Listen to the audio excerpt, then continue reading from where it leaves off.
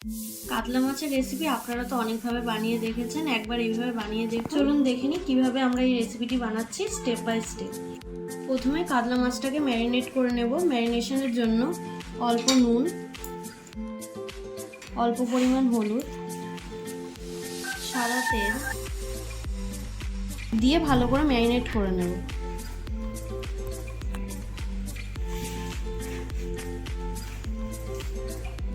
মাছটা ম্যারিনেট করা হয়ে গিয়েছে, এবার মাছগুলিকে ভেজে নেব। প্রথমে কড়াইতে তেল দিয়ে নেব। তেল গরম হয়ে গিয়েছে, এবার একে একে মাছগুলো ভেজে নেব।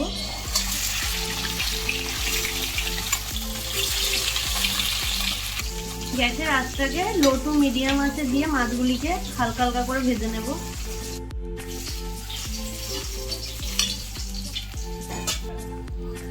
মাছগুলিকে এরকম গোল্ডেন ভাবে ভেজে নিতে হবে।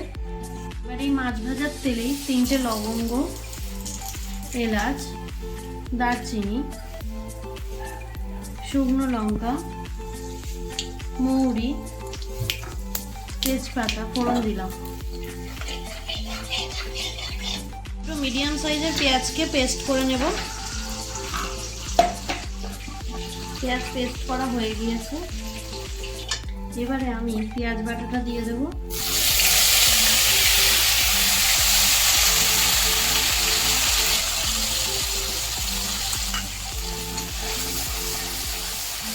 গ্যাসের ফ্লেমটাকে লো করে দেব, দিয়ে পেঁয়াজটাকে ভালো করে ভেজে নেব যাতে পেঁয়াজের কাঁচা গন্ধটা চলে যায়।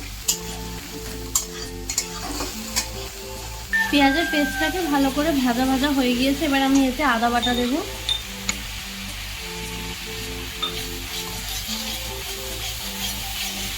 এবারে কিছুটা কাজু আর পোস্তকে পেস্ট করে নেব। কাজু পোস্ত বাটা হয়ে গিয়েছে, পেঁয়াজ এবং আদা থেকে কাঁচা গন্ধটা চলে গেলে আমি এবার পোস্ত বাটাটা দিয়ে দেব।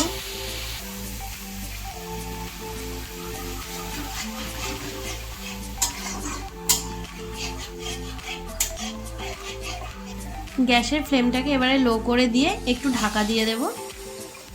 মশলা থেকে তেলটা ছেড়ে দিয়েছে, এবার আমি এতে চেরা কাঁচা লঙ্কা দিয়ে দেব। হালকা কালারের জন্য আমি একটু কাশ্মীরি লঙ্কার গুঁড়ো অ্যাড করলাম।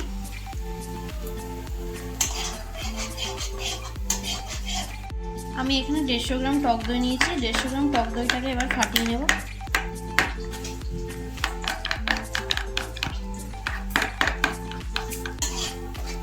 সমস্ত কিছু ভালোভাবে মিশে গেলে এবার আমি এতে ফাটানো টক দইটা দিয়ে দেব।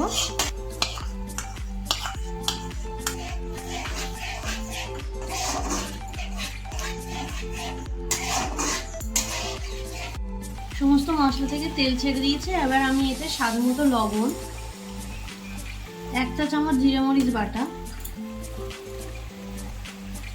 1 চামচ চিনি দিয়ে ভালোভাবে নেড়ে নেব।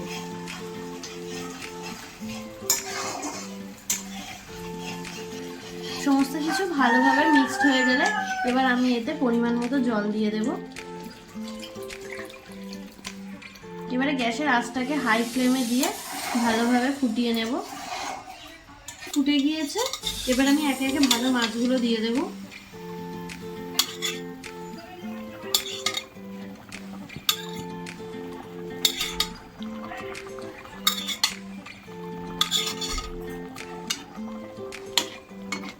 পরিবেশন করার জন্য তৈরি দই কাতলা।